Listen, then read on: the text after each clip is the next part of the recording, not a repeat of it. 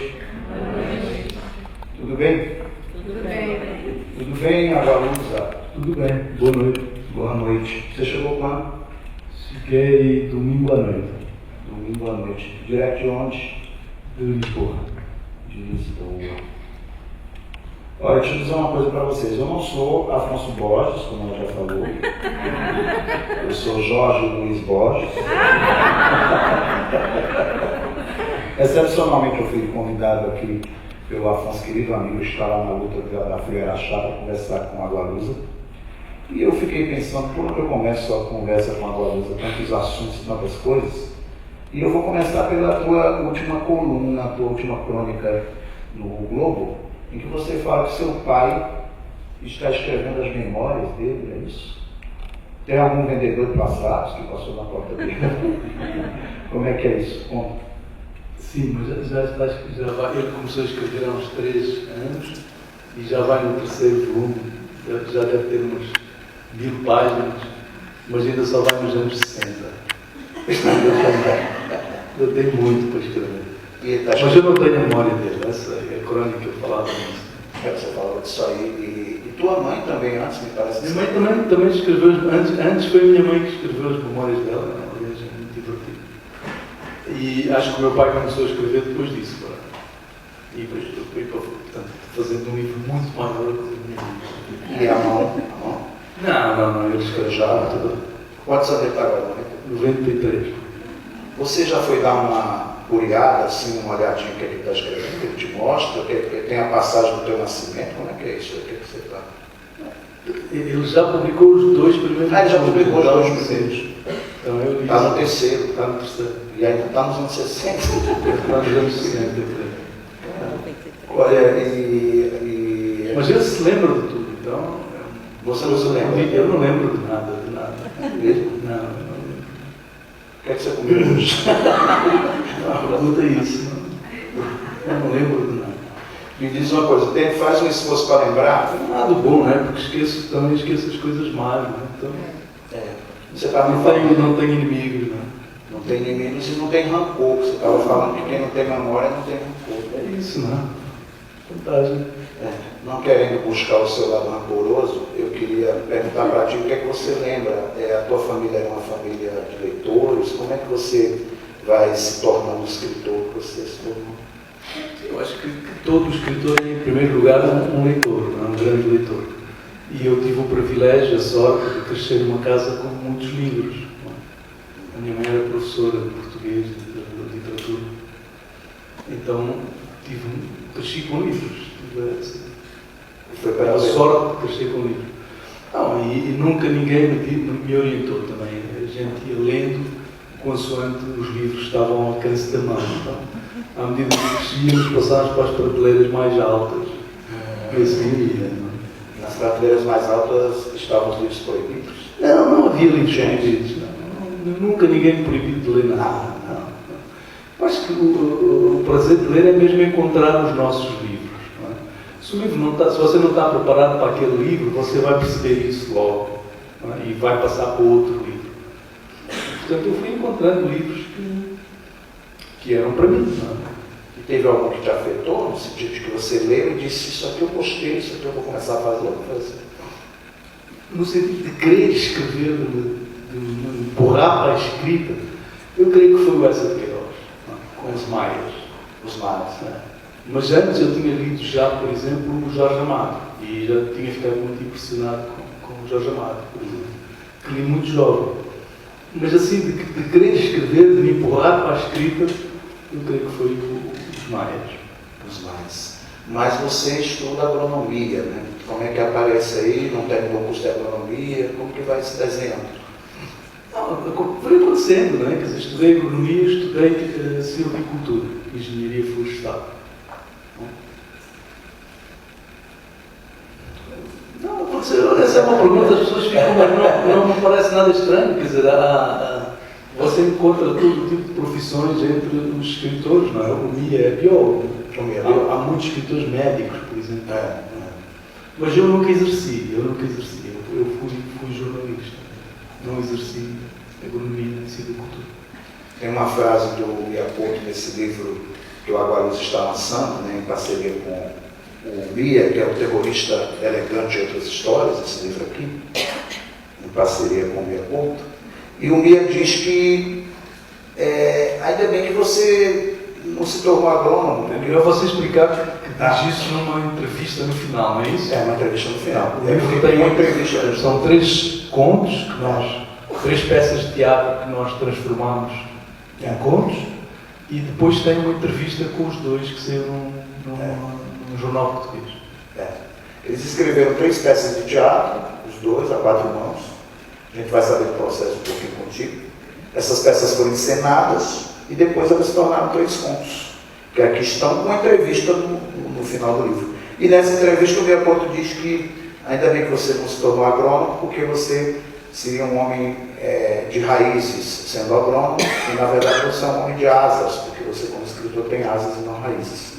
Você concorda com ele nessa definição? Não concordo, porque ele é biólogo e ele tem asas na mesma. Então, asas de borboleta. Não, ele tirou as asas. Não, tem asas da poesia, não é? Então acho que não. E o Mia é biólogo mesmo, o Mia é biólogo de terreno, não é? E tem uma empresa grande de estudos de impacto ambiental, também eu trabalho como biólogo. E aí é porque eu fico curioso mesmo, eu quero saber como é que é a trajetória do escritor, né, que vai ali abandonando a agronomia, em que momento que você começa a escrever o seu primeiro livro, embora você tenha sido jornalista, né, escreveu no Jornal Público, estamos falando até dos perfis e das entrevistas e resenhas que você escrevia para o jornal. Aí você, como é que eu conheci o Mia através da minha atividade como jornalista, porque eu fazia recensão literária, fazia crítica, não é? E fiz uma crítica do primeiro livro do Mia. Essa clássica que vocês conheceram. E eu lembro, não lembro que escrevi, não? Por acaso até tenho alguma curiosidade em voltar a ler essa crítica, não tenho a menor ideia. O que lembro é que quando li aquele primeiro livro de contos do Mia, fiquei muito entusiasmado, isso lembro. Para mim foi uma revelação, uma coisa. Aquele escritor que estava ali, de repente surgia com um primeiro livro com o universo todo já pronto. E era um universo com o qual eu me identificava totalmente. Então lembro muito bem que foi uma comoção muito grande. E devo ter feito uma crítica muito boa também, naturalmente. E o Mia quis conhecer-me depois disso, e foi uma professora universitária em Lisboa, claro, em Portugal, que fez um jantar, organizou um jantar e nós conhecemos nessa altura. Tenho até uma fotografia desse momento. Tenho uma fotografia, que estamos os 2 com grandes barbas, parecíamos talibãs. Nós temos essa fotografia para mostrar para vocês. Não tem nada a ver. Meu sonho é fazer um programa. Se tivesse pedido, eu tinha me dado a fotografia. O meu sonho é fazer aquele programa, quem é mais antigo sabe, o programa do J. Silvestre, que a pessoa falava um negócio e dizia, mas nós temos. Inclusive, depois apareceu o Mia. E também está apareceu o Mia. Exatamente, o Mia Couto. E apareceu o meu pai também com sucesso desse programa. Ainda vou fazer, viu? Ideia para o sucesso, hein, gente? O Agualusa, e ele diz que foi um ponto de aulas. Ele diz isso na entrevista, que os encontros dele com você foi um ponto de aulas. E é bem, né? Porque vocês se juntaram para escrever um livro a 4 mãos. Concorda? Concordo completamente. E como que é esse processo que escrever é um ato muito solitário, né? Como é que vocês escreviam? Quem tinha a ideia? A primeira proposta para fazer uma peça de teatro, que começou com as peças, foi um grupo português, o Trigo Limpo, de Tondela, que é um grupo que tem uma história muito interessante, e já tinha trabalhado com o Mia anteriormente em Moçambique. E eu não sei se eles foram falar primeiro com o Mia e o Mia veio falar comigo, ou se vieram falar comigo e eu fui falar com o Mia, já não lembro. Sei que decidimos fazer juntos. E essa primeira peça nós escrevemos em 3 dias, e cada um na sua cidade, eu não sei onde estava, o Mia devia estar em Maputo, trocando mensagens nos meios. E fazendo uma coisa, nos divertimos muito com aquilo tudo.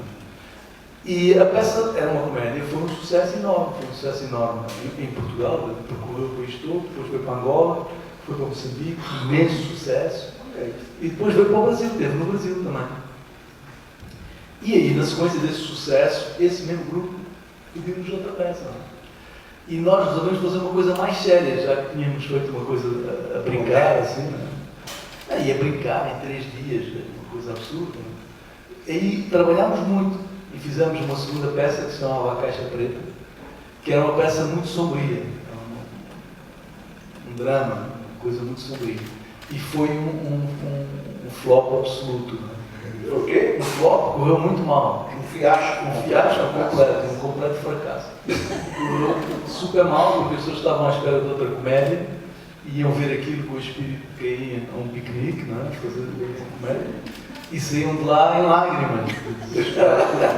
E a própria encenação já tornava a coisa ainda mais densa. Eu lembro que tínhamos algumas piadas que na encenação se perderam. Aquilo era realmente uma peça um pouco pesada. Então correu mal. E eles já não nos pediram mais nada. Mas uma outra companhia pediu. A Comuna. E, então nós fizemos esse Terrorista Elegante, que foi o último. Fizemos isso há 2 anos, creio. Que é também uma comédia baseada numa história verídica, que é a história de uma notícia que vimos no jornal, de um angolano que foi preso na placa do aeroporto, em Lisboa, acusado de tentar colocar uma bomba num avião norte-americano. E depois, em tribunal, percebeu-se que aquilo não tinha, era um absurdo e que ele, na verdade, era um homem com perturbações mentais. Mas, apesar disso, ele foi acusado e foi preso, acusado de destruir património, alguma coisa assim. E aí nós decidimos fazer essa peça sobre a necessidade de criação de terroristas, toda a história das notícias falsas, o confronto de culturas diferentes, pensamento. E essa é uma comédia muito divertida. O personagem principal era um ator angolano muito bom, que realmente fez um papel incrível, e a peça correu muito bem já, felizmente. Então a vocação para a comédia mesmo. Não, você sabe, não sei quem dizia que se você quer escrever, se você quer sucesso imediato, escreve uma comédia. Se você quer ser conhecido na posteridade, escreve um drama. Então é isso. Eu acho que é verdade. Acho que as pessoas querem rir, não é? A vida já é tão difícil, as pessoas querem rir. Mas isso não significa que não se possa construir uma comédia que leve as pessoas a pensar, não é? Eu acho que estes 2 contos que estão no livro, estas 2 que começaram por ser comédias, são 2 contos muito divertidos, mas são 2 contos que fazem pensar, que levam as pessoas a interrogar-se, a questionar-se, a inquietar-se.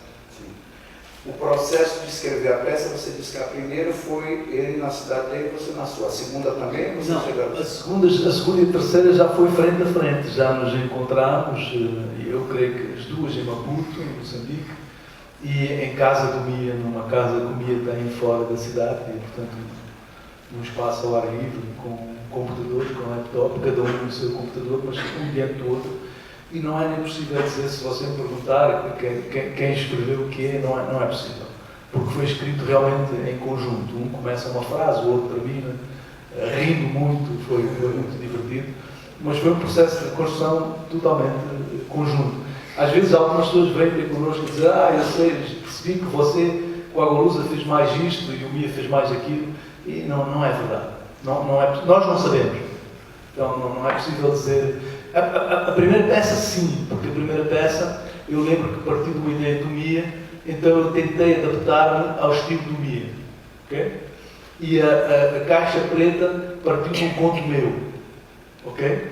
Mas esta última, o Terrorista Elegante, foi completamente escrito em conjunto ao mesmo tempo, e portanto não é possível dizer que uma parte é minha, que outra parte é dele, foi construído em conjunto. Quem levou a notícia do jornal?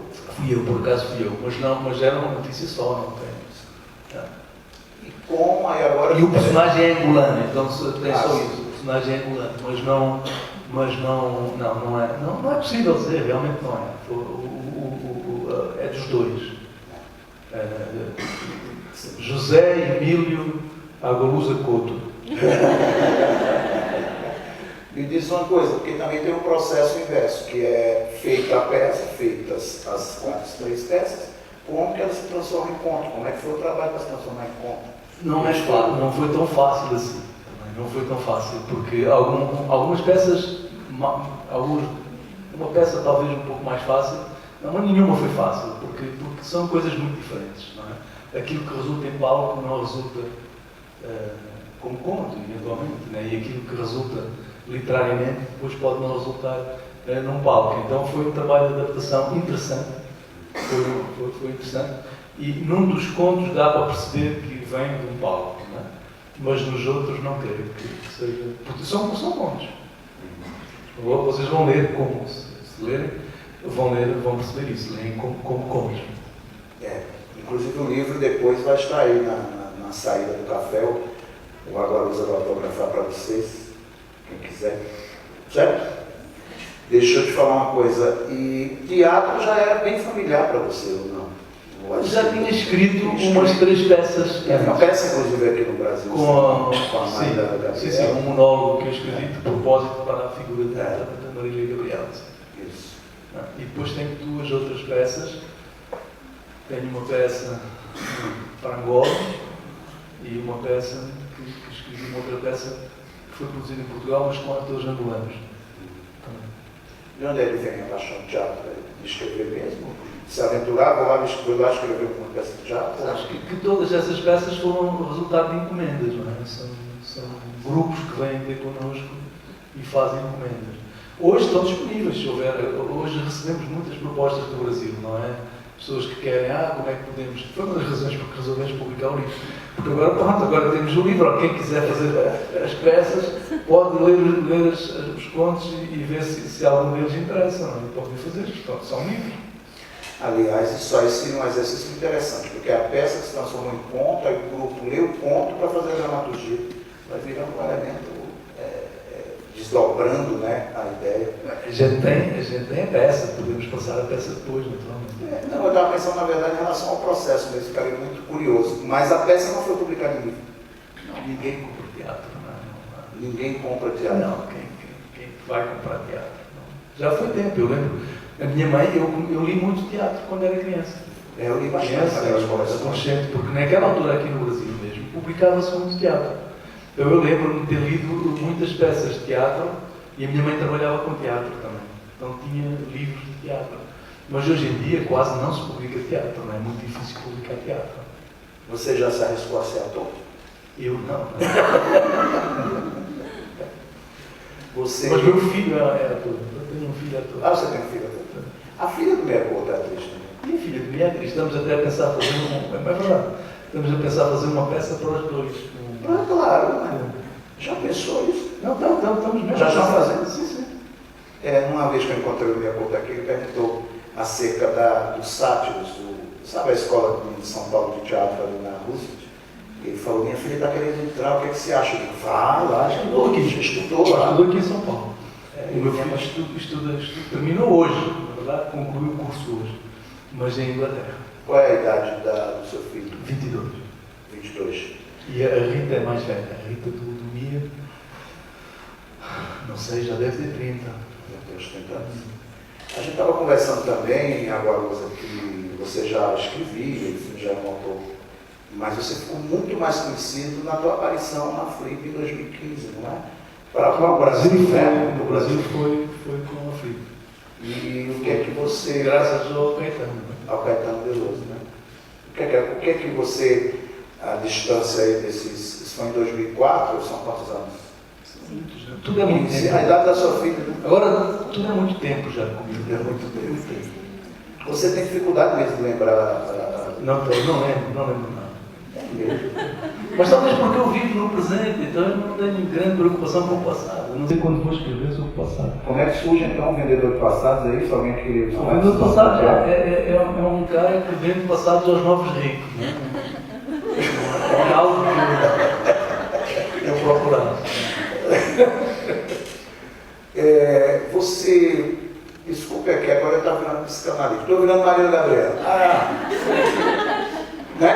bacana, né, Vanessa, né? Aliás, Maria Gabriela está aqui.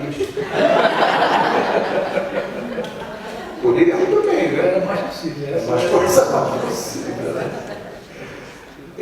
Você a memória é falha porque você não quer lembrar ou porque é assim mesmo? Ou porque, o que é? Sei, eu até acho que virei romancista porque não tenho memória, não é? Então, como não tenho memória, comecei a inventar, não é? Quando as pessoas me perguntavam qualquer coisa, eu simplesmente inventava. Então, comecei a inventar muito cedo. Depois descobri que era bom inventar, então continuei a mentir profissionalmente. Como é que surge a história para ti? A história, por exemplo, do Vendedor de Passados, ou o teu livro, surge de uma ideia, surge de uma primeira frase? Como é que é? Um livro pode surgir de muitas maneiras diferentes. No caso do Vendedor de Passados, eu sonhei com o personagem principal, com o Félix. E eu lembro que na altura vivia em Berlim, tinha uma bolsa de criação literária, vivia um ano em Berlim, e um dia sonhei com aquele personagem que me apareceu em sonhos, tinha um cartão de visitas que eu oferecia às pessoas, dizendo que ofereça aos seus filhos um passado melhor.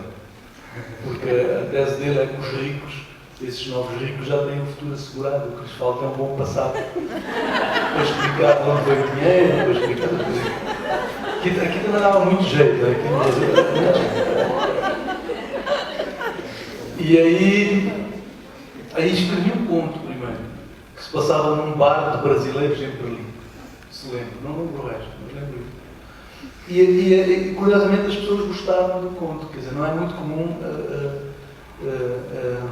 esse conto foi publicado numa revista, e não é muito comum receber mensagens de leitores parabenizando. Se for para falar mal, sim, não é? Quando a gente, aí tem sempre, aqui no Globo, eu escrevo no Globo, a maior parte das cartas que eu recebo é pancada, não é?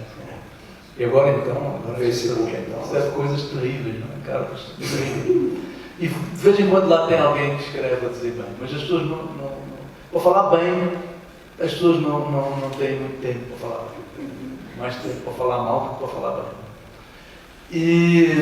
Mas nesse caso, curiosamente, recebi mensagem de gente que tinha gostado do conto e do personagem, e aí eu percebi que aquele personagem podia crescer mais, podia ter um outro espaço. E resolvi fazer um romance, e o romance nasceu muito rápido, foi um romance que escrevi rapidamente. Sim.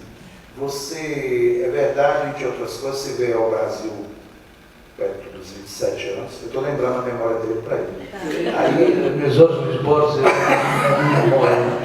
E você morou em Olinda há um tempo, né? Morei. E é verdade que você sabe dançar frevo ou isso você esqueceu? Talvez eu próprio tenha inventado o frevo. Já foi há tanto tempo capaz de conseguir inventar o frevo. Como é que você foi parar? Primeiro você foi parar no Nordeste, pela primeira vez que você veio ao Brasil? A primeira vez que vim ao Brasil, eu vim por razões literárias, não é? Vim para conhecer o Brasil literário. Então, eu fui a Salvador conhecer o Brasil de Jorge Amado.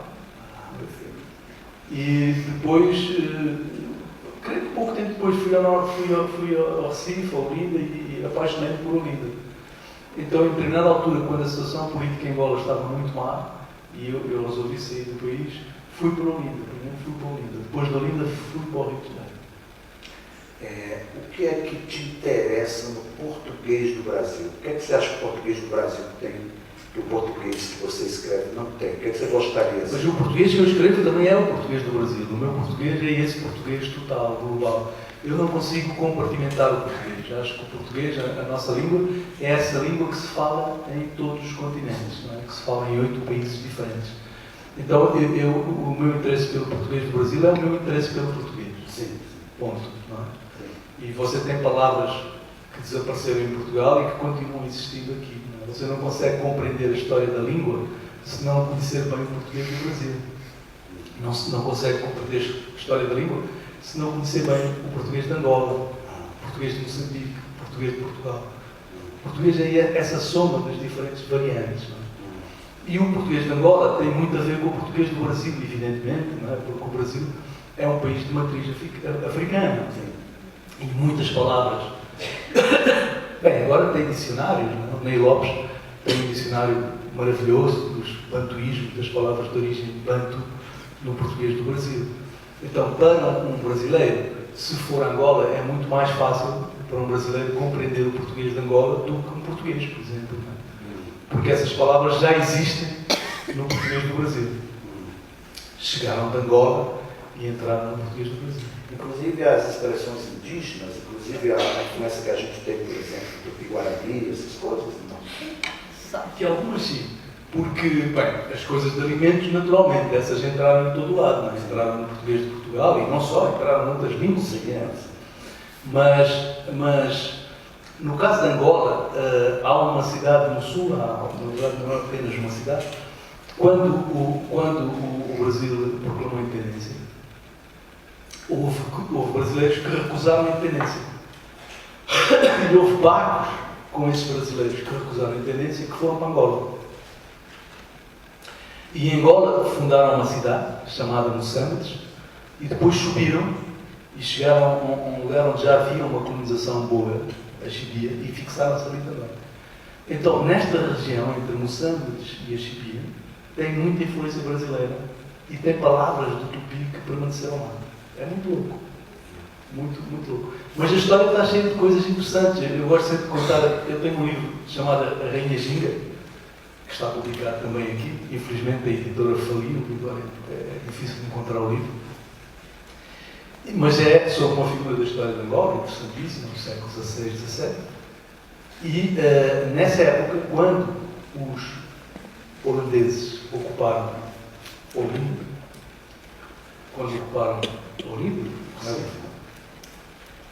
depois saíram do Brasil para ocupar Luanda.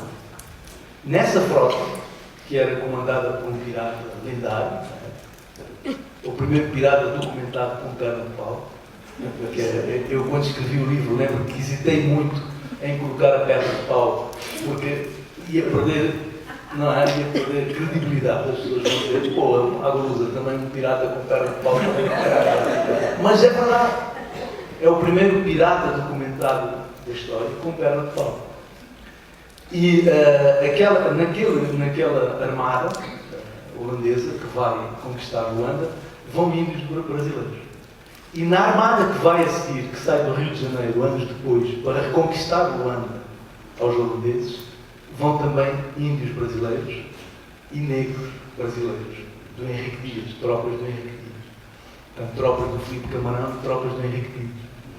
E, portanto, você tem, combatendo em Angola, índios brasileiros, com as tradições de combate indígenas do Brasil, com a roupa, com o vestimento, tudo, índios combatendo em nome de um rei português. E, claro, muitos desses índios, imagino, terão ficado em Angola. Então você terá hoje em Angola famílias com sangue indígena brasileiro.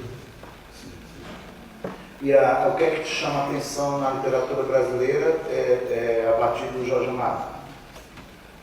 Como assim? O que é que te chamou a atenção na obra do Jorge Amado? Bem, a obra do Jorge Amado, eu acho que não foi só em Angola, foi muito importante. Claro. Em Angola, mas em toda a África. Assim. Eu tenho muitos amigos escritores africanos que falam do Jorge Amado, que foi importante para eles a descoberta de Jorge Amado. Porque o que o Jorge Amado faz é utilizar a mitologia africana. Ele começou fazendo o realismo mágico antes da invenção do realismo mágico. Antes do Juan Rulfo, ele já tinha escrito, salvo erro, a Tenda dos Milagres. Portanto, ele utiliza a mitologia africana para a construção do seu projeto literário. E isso é, evidentemente, para um africano, você não está a sair do seu mundo. Aquele é o nosso mundo. Aquele é o nosso mundo. É o nosso território. Eu, quando li Jorge Amado, não senti que era um autor estrangeiro. É um autor africano.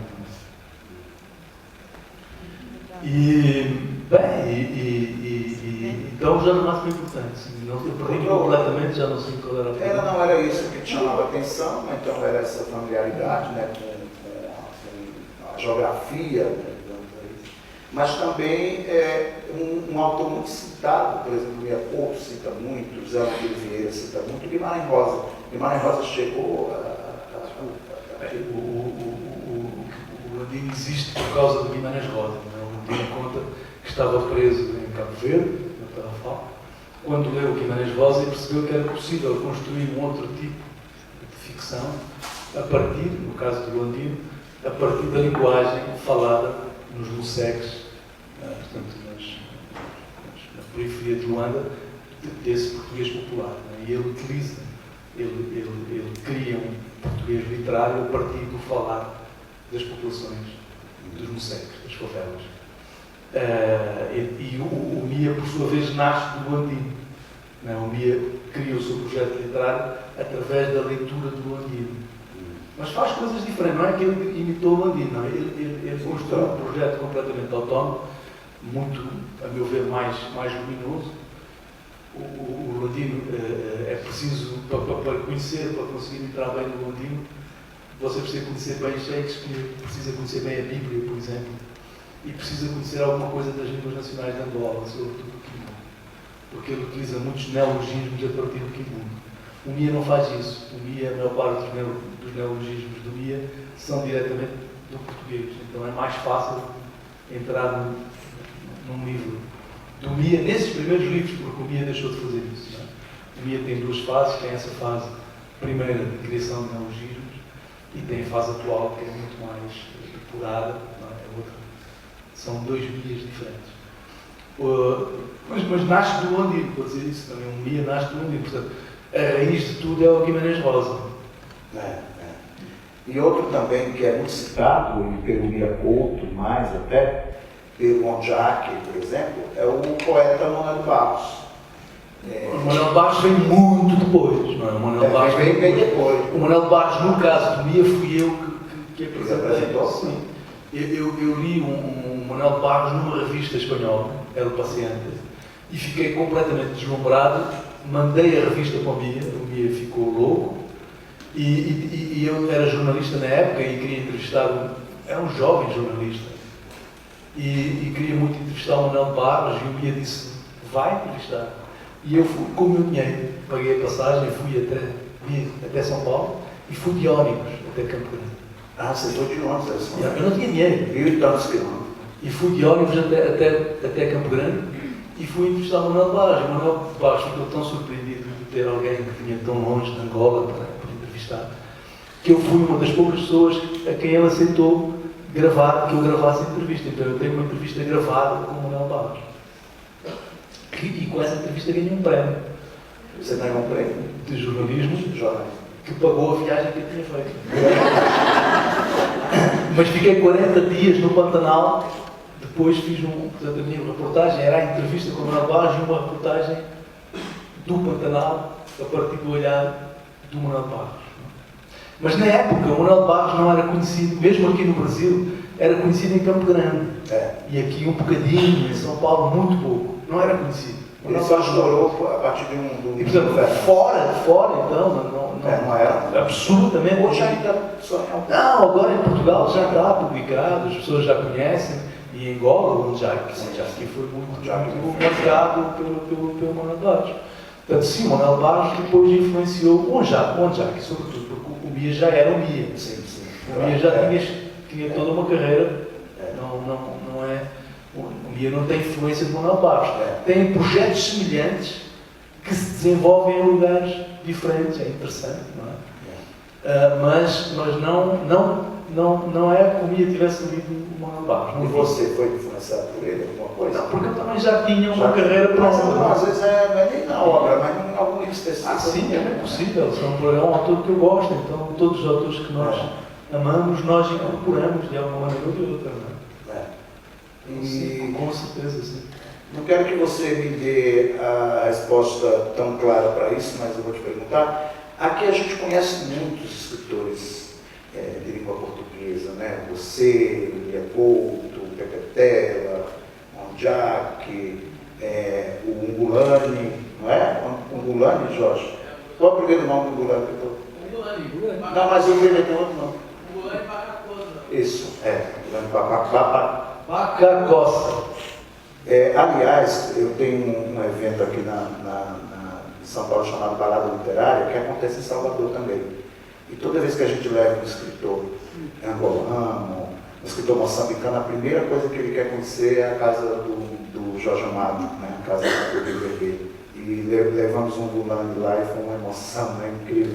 Ele e a mulher dele. Eu estou dizendo que a gente conhece esses autores todos E você, a gente é pouco conhece, né? Quando eu digo a gente, a literatura brasileira, a exceção de um outro autor que já é cânone, pouco entra, não é assim? Mesmo em Portugal, você concorda com Em isso? Portugal não concordo. Em Angola e Moçambique sim. Entraram até a independência, né? Depois da independência houve uma quebra, porque por razões políticas e por razões de tecido mesmo editorial, que desapareceu, não é? Quer dizer, as editoras em Angola praticamente desapareceram, temos poucas editoras. E as editoras que existem publicam autores angolanos, não publicam autores estrangeiros, não têm como. Portanto, eles não, porque na verdade os livros vêm de Portugal, vêm do Brasil e não é muito difícil fazer concorrência a esses livros. Portanto, a circulação do livro brasileiro contemporâneo é reduzida em Angola e em Moçambique. Em Portugal não creio. Em Portugal hoje você tem a maioria dos autores, vamos dizer, com algum relevo contemporâneos brasileiros, estão publicados em Portugal. Podem não ter leitores. Essa é outra questão. É isso que eu queria. É isso. Não pode ainda ser publicado no leitor. Mas não tem leitores. Não só por editor. Mas a repercussão, Mário, repercute como vocês repercutem aqui. Tem alguns que sim, mas são poucos. São poucos. Não sei explicar porquê. Acho que é um problema das editoras. Quer dizer, como é que o Rubem Fonseca não vende em Portugal? Bom, Não sei a explicação. Eu acho que é um problema das editoras que não estão a saber vender os livros. Mas estão publicados. Todos esses autores estão publicados.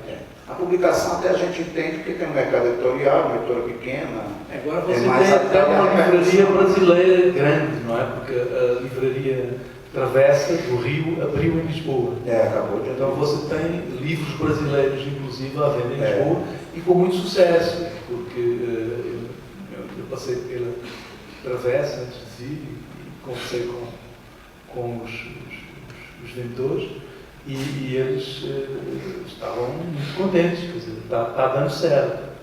E há autores, sobretudo poesia, curiosamente, assim, há jovens poetas brasileiros que são muito procurados.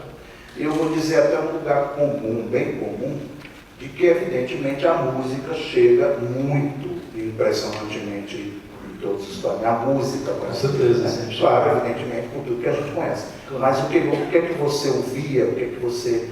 Eu via Caetano já antes dele te conhecer pessoalmente. Lógico. Claro. Conta um pouco desse Mas isso, mas vamos ver mais uma vez. Eu nasci em 60. Nessa época entrava tudo que fosse do Brasil, desde a música à literatura ao teatro. A minha mãe ensinou, e foi assim que eu conheci o Chico Buarque, ensinou a Morte e Vida Severino. Ah, que maravilha, do João Cabral João Cabral com música do Chico. Do Chico. E foi assim que eu conheci o Chico. Eu tinha 9, 10 anos, não sei, muito jovem. E o Chico também era muito jovem naquela época. Um instante. O Chico Buarque está todo mundo, hein? Que coisa, hein? Mas eu vou fazer Sesc, hein? Tá avisado. Se eles não são capazes de ver o Chico, o problema é deles, não é? Porque o Chico está aqui, se vocês não veem... Aliás, prêmio Camões para o Chico, aplausos. Prêmio Camões para o Chico.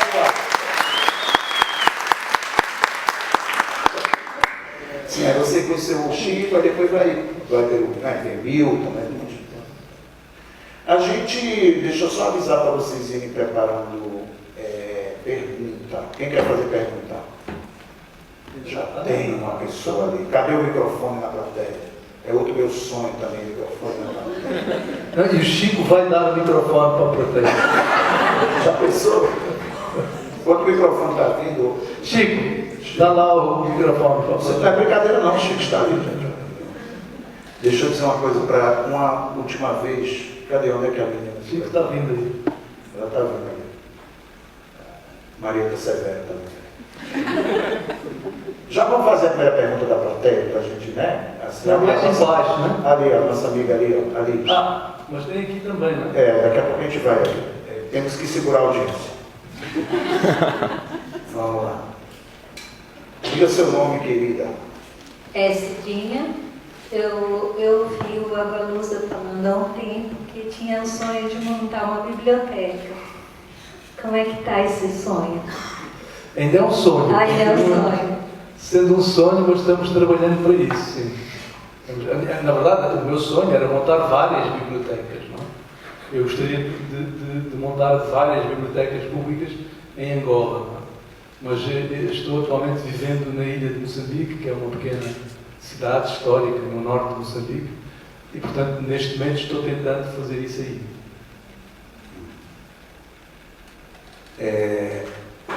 Nossa.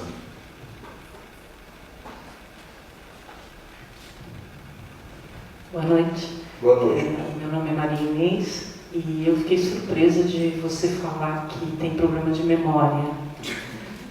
Como é que você escreveu, então, aquela maravilha que é a teoria geral do esquecimento? Mas nenhum desses livros assenta nas minhas memórias, não é? São memórias ficcionadas, então eu não tenho problema para inventar, para criar, tenho problema para lembrar. Mas nem sei se é problema, porque eu não sinto como um problema. Quando a coisa boa de você esquecer é que você não sabe que perdeu.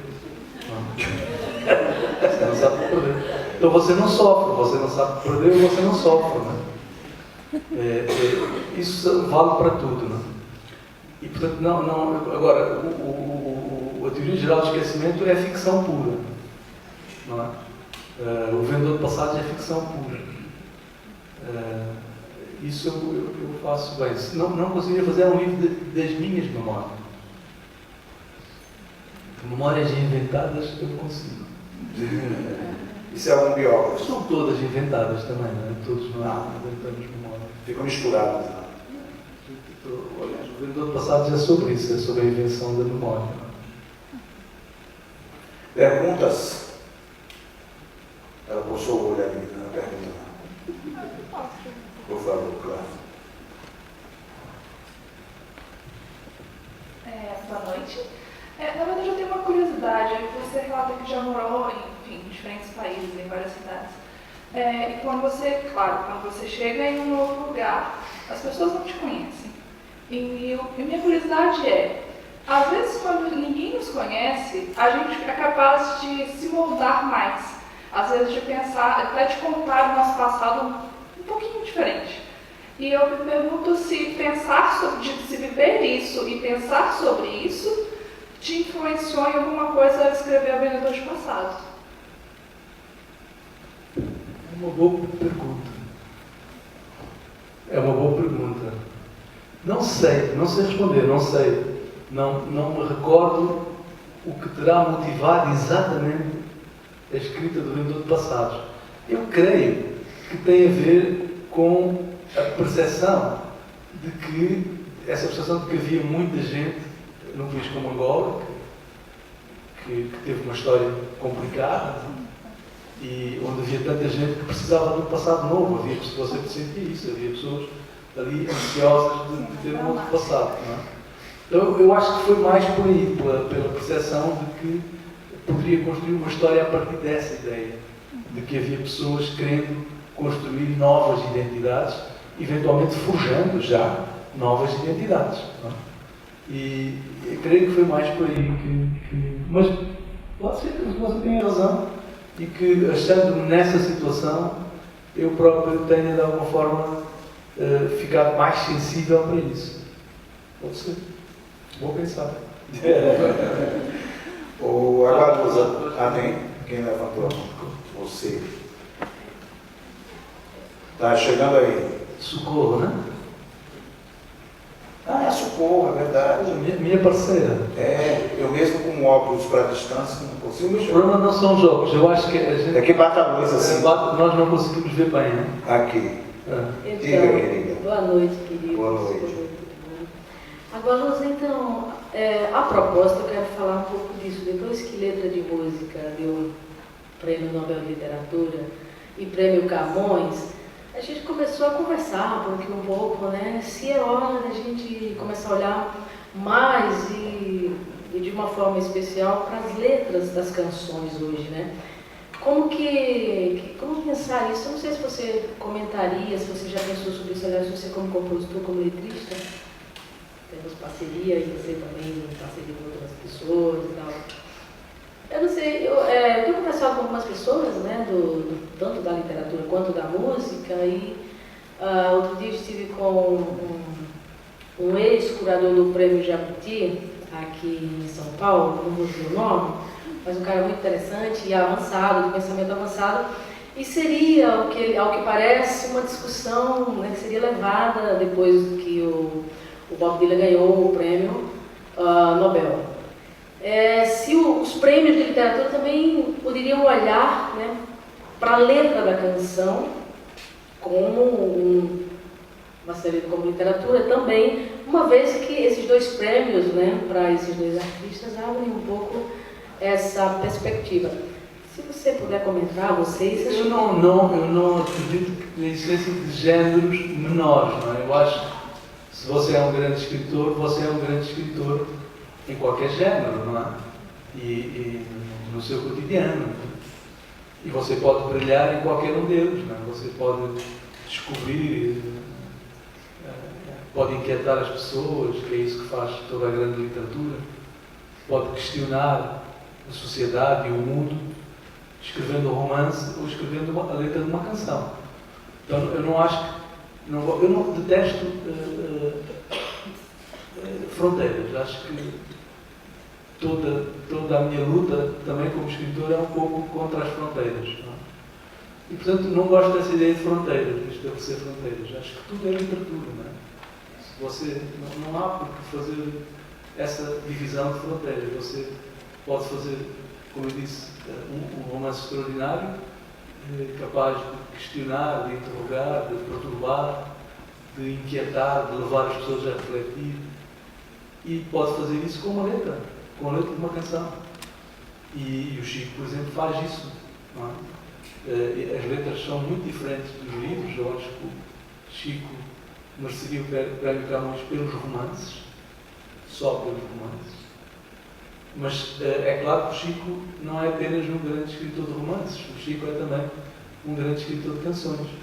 E não vejo por que estabelecer essas fronteiras. Não é? Você pode fazer muito bem as duas coisas, não é? E pode fazer muito mal.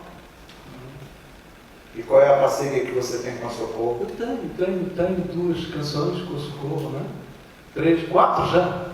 Mas publicadas não.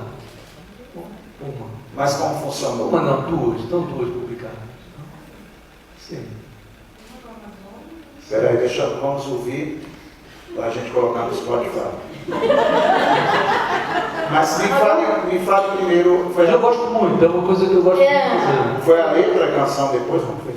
Então, a primeira é a canção de Lilith, é uma gravação que está na internet, né? Mas essa não ficou, exatamente, não foi gravada. Não foi gravada, está na internet uma gravação que a gente fez, tem uns comentários bem interessantes lá. Pois, então é por isso talvez que eu achei que tivesse aí. E que está publicada como é que é? O Cafuné, é um nome bem... O Cafuné, exatamente. Mas ela tem um nome grande. Receita para o Cafuné. Receita para... Gacha Chiquinha. Riacachongo. Receita para... Como é que é? Receita para o Cafuné, segundo Nega Chiquinha Riacachongo. Gá Chiquinha é um título de respeito. Ok. E está no livro do disco Amazônia, né? Nós publicamos essa e temos mais 3. Isso. O Socorro, eu gostaria que você Temos que fazer mais. Vamos fazer mais. O Socorro, eu gostaria que você fizesse o seguinte. Faz de conta que você não falou hoje, aí eu vou falar aqui de novo em algum momento, porque a Socorro Lira, aí você aparece aqui, para a gente realizar. E você aparece cantando. Sim, com o Chico. Perguntas? Ali, a nossa amiga dela. Muito bem.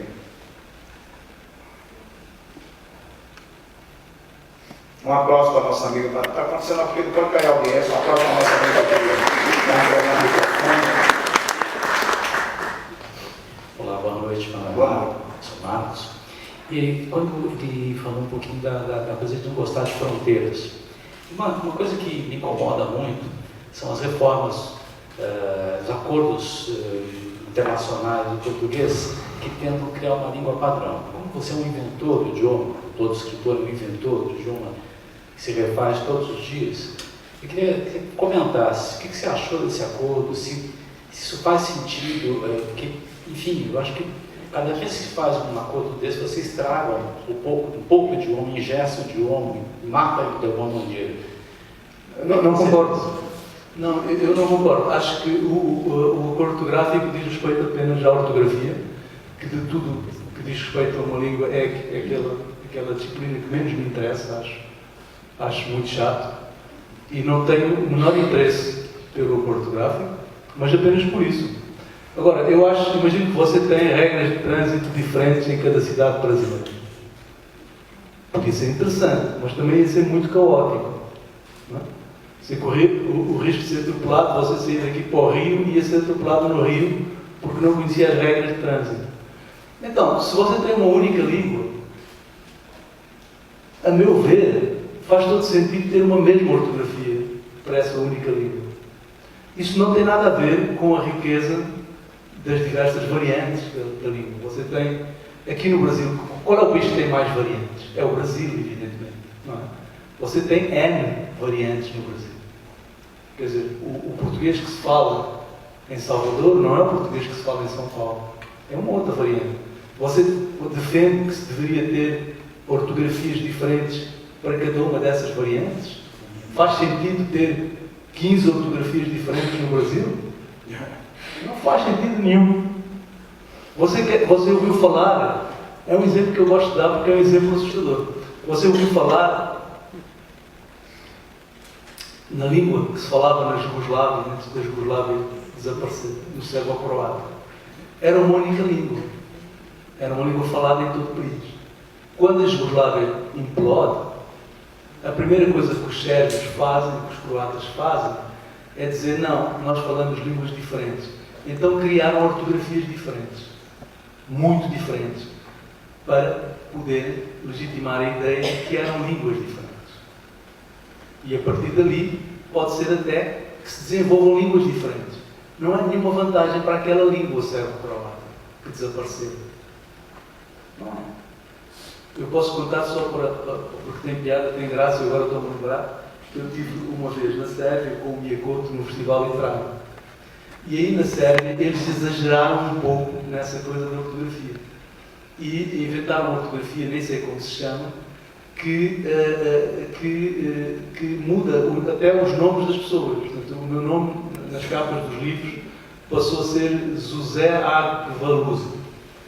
E o Mia, eu lembro porque foi muito, muito divertido. Eu lembro que o Mia estávamos lá, chegando à feira, e veio o editor do Mia, muito entusiasmado, com o livro que tinha acabado de sair do Mia. E ele diz, tem aqui a capa do livro e tal, maravilha.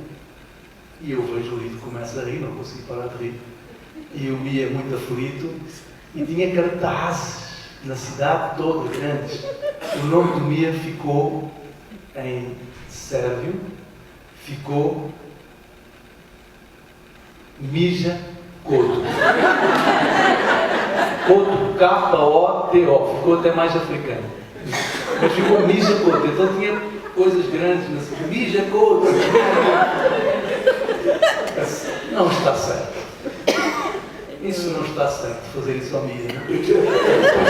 Eles tentaram, coitado, o senhor ficou muito aflito, tentou explicar, porque Mia é um nome de mulher. Sim, mas Mia é um nome de mulher em todo lado, não é? E como aqui Mia é um nome de mulher, a gente pensou que o Mija, porque o J nós lemos como I, fica na mesma Mia, e é um diminutivo de Miroslav. Certo, mas o Mia não se chama Miroslav, chama-se Emílio. Então, podiam ter posto Emílio Couto, não Mija Couto. De chamarem no aeroporto Senhora Leopoldo, que ele dirige. E o Zeni Ventura tem esse problema também. Senhora Zeni Ventura, a senhora que se dirige ao patrão do barco. Perguntas? E a ideia da Oscar? A ideia? De onde é que veio? Da Oscar. Ok. Você quer saber de onde surgiu? Sabe que é uma pergunta que me fazem na Europa, mas nunca me fizeram em África. Porque nos nossos países é muito natural. Não é? As histórias tradicionais são quase sempre contadas por animais. E a osga, essa pequena lagartixa, é muito comum em continente africano. Para mim foi uma decisão bastante natural, no momento em que eu percebi que precisava de um narrador que fosse uma espécie de pequeno Deus doméstico. E eu queria ter um narrador que visse a história a partir de cima, não é? Pudesse contar aquela história a partir de cima. E foi muito natural que fosse uma ógia. E foi, quer dizer, eu acho que isso também explica a identidade, cria a identidade do livro, não é? Se eu tivesse tentado, cria a identidade do livro, não é? Se eu tivesse tentado contar a mesma história, tendo como narrador o Félix Ventura, a história seria outra e não seria tão importante. Então, eu acho que é muito importante o olhar, né? Quem conta a história e a perspectiva. Aí resultou, não quer dizer que resulte sempre, mas nesse caso eu acho que resultou bem. A partir do momento em que eu publiquei O Vendedor de Passados, os meus amigos começaram a me oferecer osgas. Então eu tenho todo o tipo de osgas hoje em casa, né? De porcelana, de madeira, todo tipo. Tenho a casa cheia de osgas. Ô, Mia, você falou que não... Mia? Ah, desculpa, agora... O Lígia?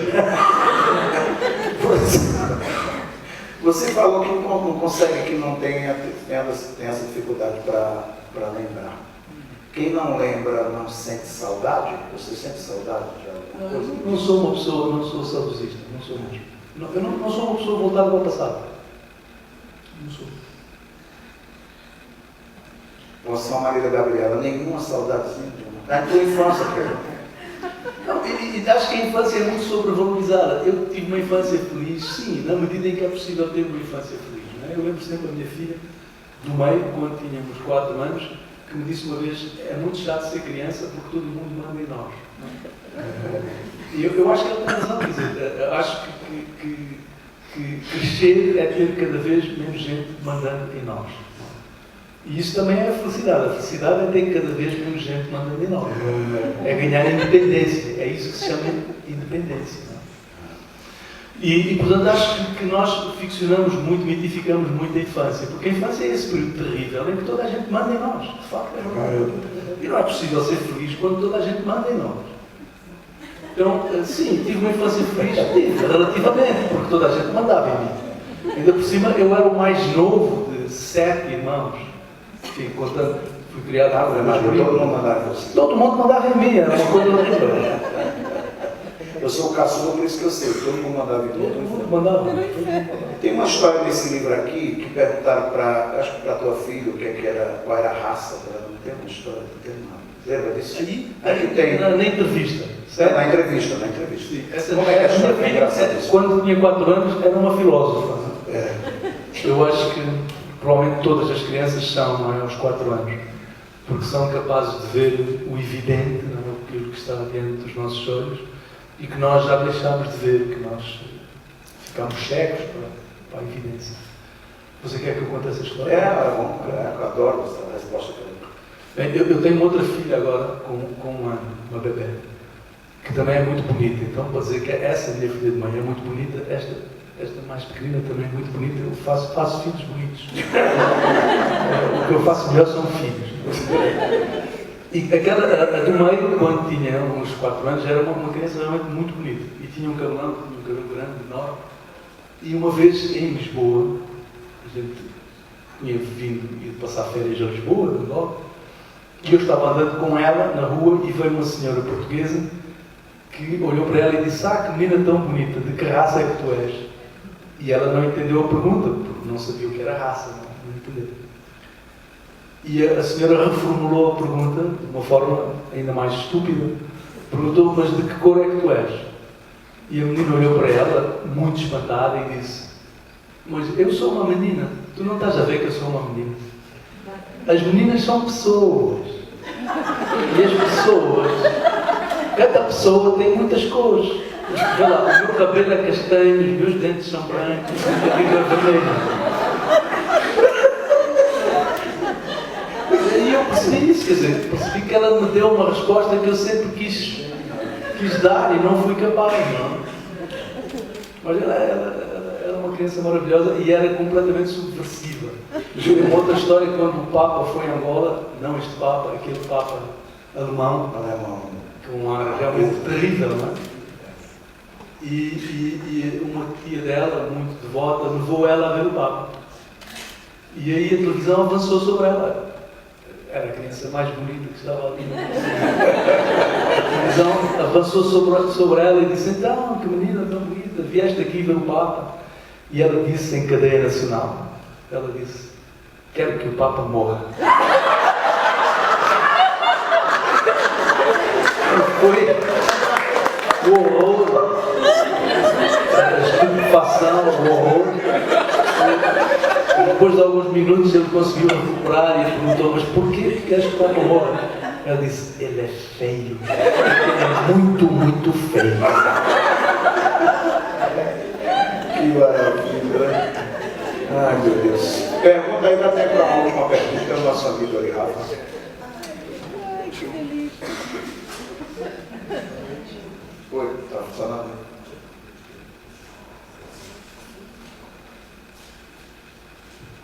Boa noite, Agualusa, boa noite, Marcelino. Agualusa, eu tive a sorte de passar por Angola e percebi ali, você acabou coincidentemente de falar essa questão das nossas muitas cores, né? E eu percebi em Angola uma questão sobre isso em relação aos mundeles, né? Aos brancos, e como a cor, as opções de gênero, as classes sociais e uma série de questões botam as pessoas em lugares e algumas vezes em não lugares, né, de pertencimento. Quando um escritor começa a escrever, ele de repente cria um estilo próprio, começa a desenvolver um mundo de ideias, de temas que talvez seja um lugar muito específico dele, logo um não lugar para as outras pessoas, para o resto do mundo. Eu quero perguntar se você se sentiu nesse não lugar no começo da sua trajetória como escritor, e se sim, como foi lidar com isso no começo, quando a interlocução talvez não é tão grande assim com o público leitor, quando você se sente um pouco solitário mesmo, né, na propagação dessas ideias, dessas visões de mundo com seus leitores e leitoras. Eu comecei a escrever, isso para mim é muito claro. O meu primeiro romance foi um romance histórico chamado A Conjuro, e resultou da leitura de uma série de jornais angolanos do século XIX. Publicaram-se imensos títulos em Angola no final do século XIX, aproveitando uma certa liberdade de expressão que havia na altura, com a monarquia liberal. E a leitura, eu li aqueles jornais e fiquei espantadíssimo, porque davam um retrato de uma Luanda que eu desconhecia. E percebi que aquilo me poderia ajudar a me compreender a mim dentro da sociedade angolana. Então, para mim foi muito claro que eu escrevi esse primeiro livro como um projeto identitário para me procurar a mim naquela sociedade. E até hoje, se você me perguntar se eu penso em alguém enquanto escrevo, eu penso eventualmente em amigos, não é? Mas eu não penso o que vai acontecer com o livro, né, como vai ser recebido. Então eu continuo escrevendo para mim, sobretudo para mim. Não é? Porque a escrita me ajuda a compreender o mundo, não é? Porque me ajuda a compreender as pessoas, a maldade, a crueldade. Não é? É isso, quer dizer, eu acho que qualquer escritor cria mundos. Não é? Nós não reproduzimos mundos. Salvador, do Jorge Amado, não existia antes do Jorge Amado escrever. Se você tiver muita sorte, se for muito lido, pode até acontecer que a realidade se comece a afeiçoar à sua criação literária, né? Que foi o que aconteceu um pouco com o Jorge Amado, é o que aconteceu com o Gabriel Garcia Marques. Não é? Agora, é isso, quer dizer, você não pode ler um livro sobre Luanda e esperar que aquela Luanda exista, não é? Aquela é a minha Luanda. É sempre um universo particular. E é o meu universo, é o meu espaço. Isso não mudou muito. Não mudou muito. Eu continuo a escrever para mim, primeiro para mim. Agualusa, que Brasil você encontra nessa tua viagem de hoje? Que Brasil você encontra? Porque você esteve, volta a dizer, várias vezes no Brasil, mas que Brasil você encontra agora na tua visão? Eu estou chegando agora, né? Estou chegando agora. Estou chegando agora e o Brasil que estou encontrando são vocês, não? Provavelmente é a melhor parte do Brasil, né? É a parte boa do Brasil. Então, agora, se você me perguntar o Brasil que eu encontro nas notícias de jornais, que encontro, isso é outra coisa, não é? Por exemplo, as tuas crônicas do Globo, vocês estão antenados com as coisas que estão acontecendo aqui, inclusive inconformados com os destinos que o Brasil tem tomado. Esse Brasil, como é que chega para ti através dos jornais, como você coloca nas suas crônicas? Você quer que eu fale mal do Bolsonaro?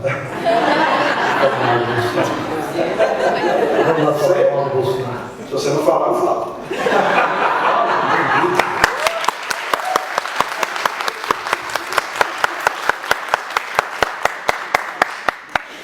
Eu acho que é o maior desastre que aconteceu ao Brasil, né? E acho que todos nós ainda estamos sob o impacto desse desastre. E o que eu sinto é que o que muita gente se pergunta fora do Brasil, e muita gente vem ter comigo nos encontros, nestes encontros literários onde eu vou, a pergunta é sempre a mesma, quer dizer, o que aconteceu ao Brasil? O que é que aconteceu?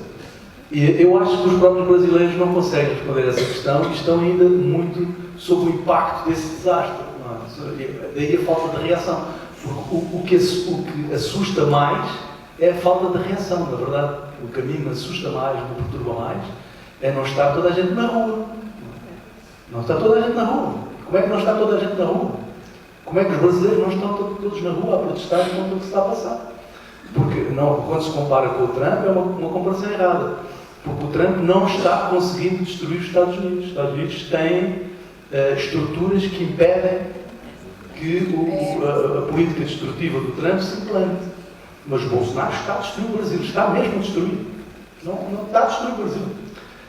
Só décadas, séculos de Itamaraty, de política externa. O Brasil tinha uma diplomacia admirada no mundo inteiro.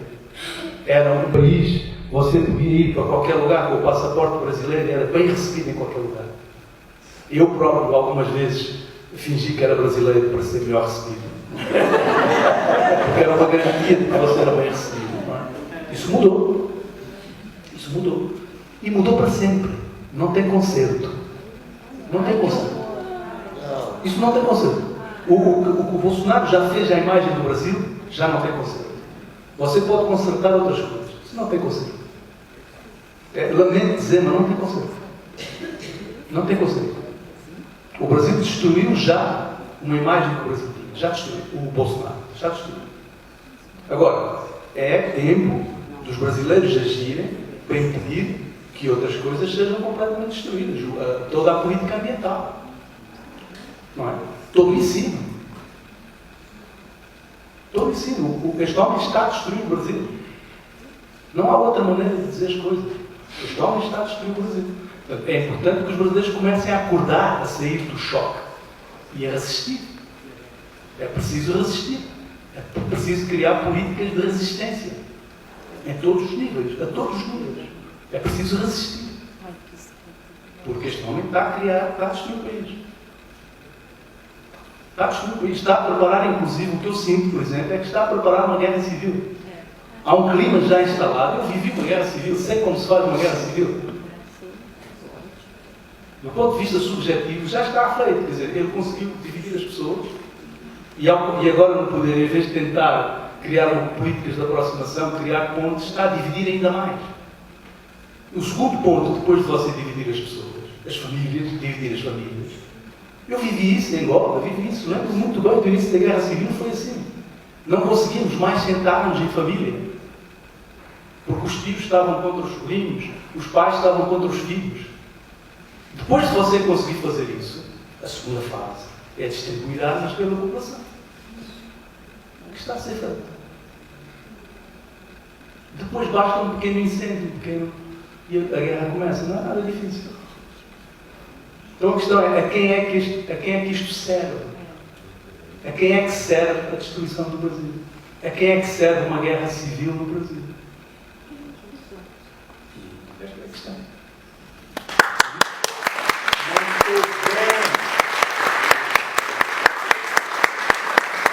Queridos, a gente está com o tempo já, né? Perfeitamente. Agradecer aos amigos do SESC, deixa eu colocar outro óculos aqui para eu não esquecer. Luciana, querida, muito obrigado pela Luciana da programação do SESC, não sei se ela está por aí. A sua NIT, coordenadora de programação do 24 de maio, Paulo Casale, gerente aqui do SESC, e o André, o GEAC André Dias. Agradecer ao Afonso Bosch, que está lá na missão da Feira Chá, que acontece lá em Minas Gerais, para onde o Água Lusa vai amanhã. Agradecer a presença de todos e todas. Vamos conversar um pouco mais com a Água Lusa ali, para autografar o livro que aqui está. Muito obrigado, Água Lusa, querido. Obrigado, boa noite.